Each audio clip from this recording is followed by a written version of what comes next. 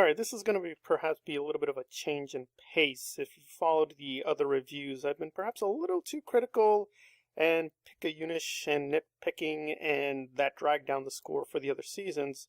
So this is going to be a pretty strong change of course, because this season I can unambiguously say is incredibly good and very, very well done in terms of almost every single aspect, from stunts to performances to special effects, plot cohesion, and so on and so forth. Characterization, we meet a couple of new people, we say goodbye to some other people.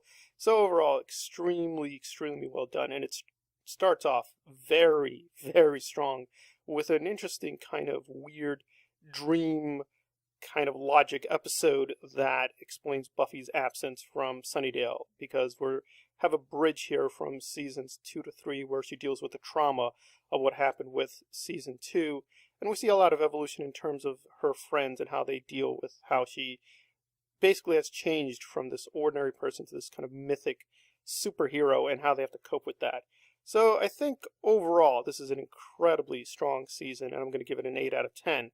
However, there are some issues which they're minor, but when they start accumulating, they are going to drag down the score. For the most part, most of the characters make sense, and the characterization is extremely powerful, and the plots do make sense for the most part, but some of the filler episodes really, really drag down the season for no reason. Also, as I noted in season 2, they're really pivoting away from the horror genre, and this is a really strong example of that. We're going to see a huge injection of science fiction, and I think for my money, honestly, season 4 does it a lot better. I don't mind that science fiction becomes a bigger part of the Buffyverse, but I just think that overall Buffy has never been the strongest part of Whedon. I just think he just did a much better job with Firefly as well as Angel, and combining those aspects of genre he really likes the most.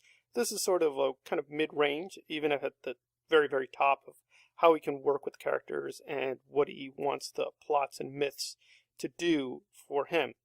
And you have to be critical because this is really Joss Whedon's last season. He's going to start paying attention to his other creations much more, so he's kind of take a kind of hands-off approach to Buffy. And ironically, I think in the short term it did actually do a good job. I think season 4 is a little stronger than season 3, and I think season 5 is probably the best Buffy season.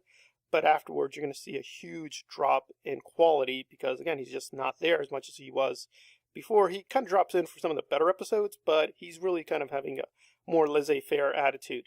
And I have to be honest that the political commentary, when they do it in this season, is really ham-fisted and doesn't quite make a lot of sense. It doesn't seem, I think, to work with the larger themes of the season, especially with the mayor, who I think has performed really well, but really makes a lot less sense than Adam or even Glory. And again, it's a comparative issue, and this is not spoilerish, so you're going to meet ahead who those people are. But yeah, I just think as a person, and those other characters also had their issues, but I just think the mayor's plan at the end of the day really never made any sense. On top of that, I would have to say there's 3 kind of major minor complaints I've had. Is that Faith does a really great job of structuring the season, and when she's on screen, it really has a lot of momentum, but that also becomes a big kind of problem later, because you're always asking, well, wait, where's Faith? If Faith were here, this problem wouldn't... Yeah, that also becomes a big problem of where exactly is she? Why is she absent at certain points in time? It doesn't make a lot of sense.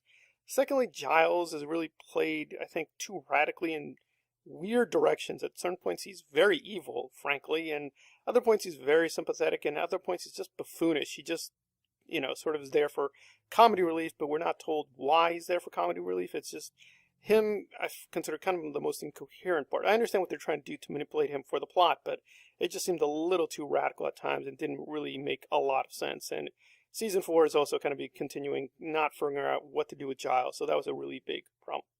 However, would say at the third level, with, of course, the Buffy-Angel dynamic, I think for the most part it makes a lot of sense in terms of how their relationship evolves, and they do a clever thing, sort of a fake out with Spike in one episode, which I think was really well done. But I do have to say, and I'm not going to say which episode, but one episode where I'll just say a certain deception occurs that really doesn't make sense in terms of the mythology of Angel or his character or why he would act the way he acts. but they're expecting us to buy it because, we just like the Buffy Angel dynamic a lot. But I would say, except for that one major episode, which really, really does not make any sense at all in terms of Angel or Buffy, for the most part, they do a good job of almost giving everyone a good piece of action and screen time. And even the minor characters like Jonathan get a lot of evolution in their how they're going to work with the larger mythology.